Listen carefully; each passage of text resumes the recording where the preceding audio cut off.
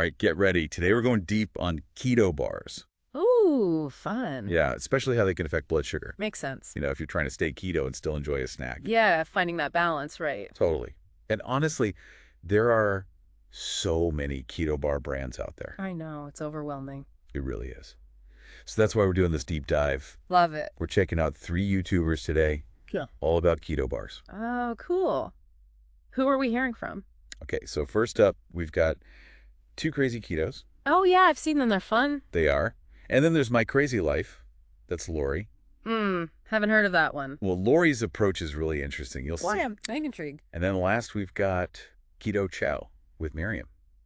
Keto Chow. I think I've seen her ranking videos. She's pretty funny. Yeah, she keeps it real, that's for sure. All right, so we've got personal experience, detailed analysis. What's Keto Chow bringing? She's got a whole ranking system for keto bars. It's great. Sounds like a good mix of perspectives. Exactly.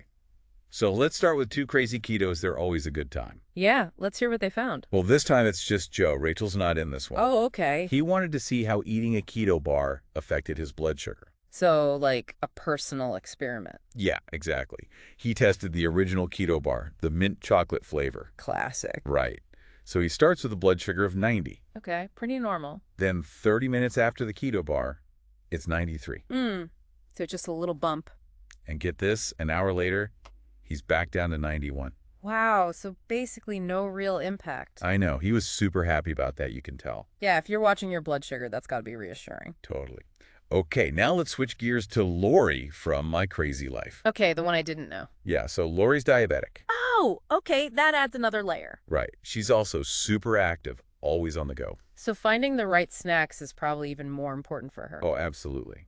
And she's not messing around with her testing. What do you mean? She tested both Perfect Keto and MCT bars. 2 popular brands. Good choices. And she checked her blood sugar every 20 minutes for like almost 2 hours. Whoa, that's dedication. I know, right? Talk about data. So what did she find? Okay, so with the Perfect Keto bar, her blood sugar went up gradually and then back down slowly. Makes sense. But the MCT bar was different. It spiked quicker and then dropped faster too. Interesting. So different bars, different responses, even with the same person. Exactly. And Lori mentioned that both brands are a little pricey. Yeah, keto bars can be expensive. But she said it's worth it for her because of her lifestyle. I get that. Sometimes you gotta prioritize what works, even if it costs a little more. Okay, ready for our last reviewer. Hit me with it. Keto Chow. Right. Yep. Now, Miriam does things a little differently. Oh, I bet. From her videos, she seems like she's got strong opinions. She does. So instead of testing her own blood sugar, she ranks keto bars based on ingredients and net carbs. Interesting. So more like an objective analysis. Yeah, kind of. And it's hilarious. She literally sorts them into piles. No go, Yeah. okay, and like, I love that. So black and white. right. No messing around. What were her top picks? The original keto bar was a winner. No surprise there. And she liked Quest bars too, but with some caveats. So even in the like pile, there's nuance. Oh, totally. And she called out some bars hard. Like what? She compared one to a Snickers, which is like the ultimate keto no-no. Ouch. That's gotta hurt. Right. And she wasn't fooled by cute packaging either. Some got banished to the no-go pile despite looking all fancy. So she's all about substance over style. 100%. Oh, and something she mentioned that I found really interesting was resistant maltodextrin. That's a new one to me. What is that? So it's this type of fiber that's supposed to be resistant to digestion, so it doesn't spike your blood sugar as much as other carbs. Okay, that makes sense. So more keto friendly. Right, but Miriam wasn't totally convinced about it. She's more about whole food ingredients. That's a good point. Even within keto, there's a spectrum of how clean ingredients are. Definitely. So we've got these 3 YouTubers all looking at keto bars through their own lenses. It's cool how they each bring something different to the table. And that's what makes this deep dive so useful, right? We're getting a more complete picture. Totally. Now I'm even more curious to see what we can learn from all this information. Me too. And that's exactly what we're going to unpack next time. Can't wait. All right, so we've heard from our keto bar reviewers, each with their own style. Yeah, it's interesting how different their approaches were. Totally. Like Joe just did a quick blood sugar check, Right, just to see the basic impact. while Lori went all out, tracking her levels for hours. She's serious about her data. I know, right? But it's cool because even with those different methods, they both had pretty minimal spikes from the original keto bar. Yeah, that's a good point. Maybe that bar is just really good at keeping blood sugar stable. Maybe.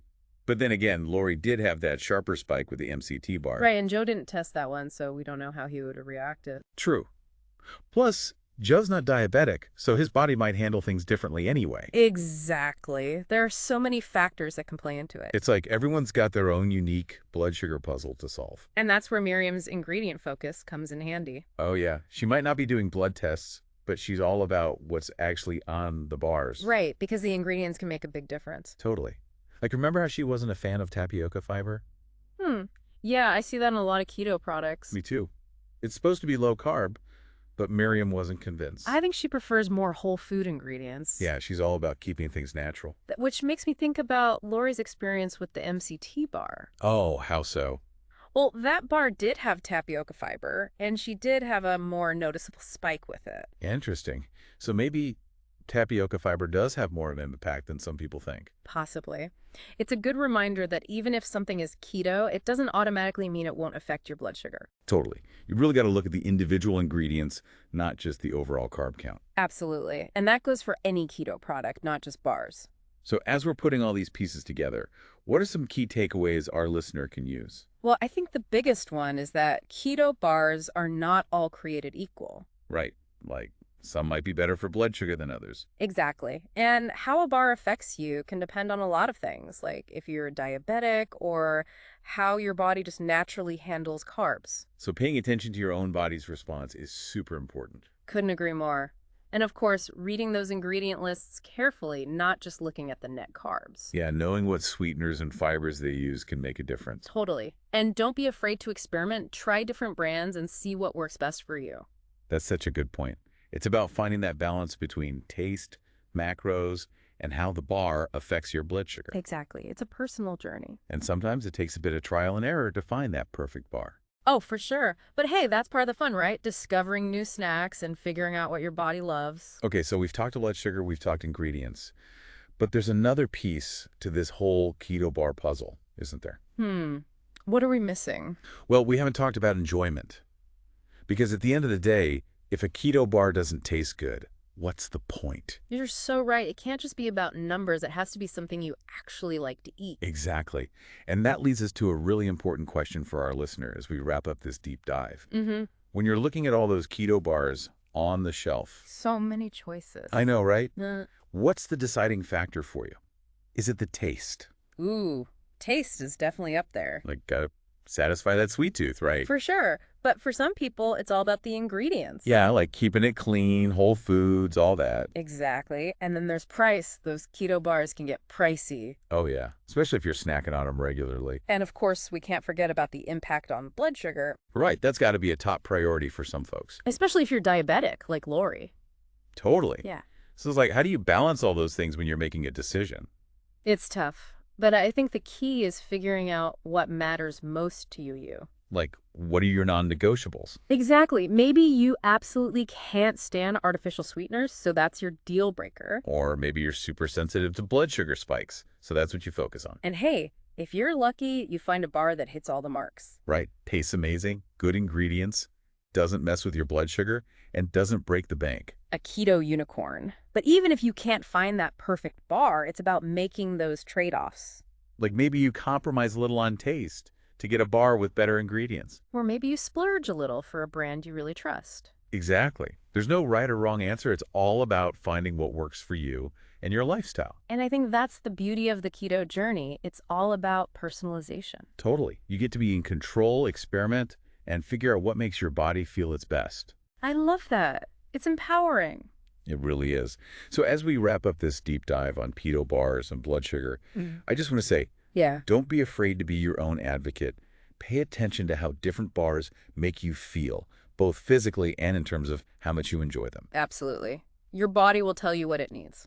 And remember, this deep dive is just the beginning. It's a starting point for your own exploration. Keep learning, keep experimenting, and most importantly, keep snacking.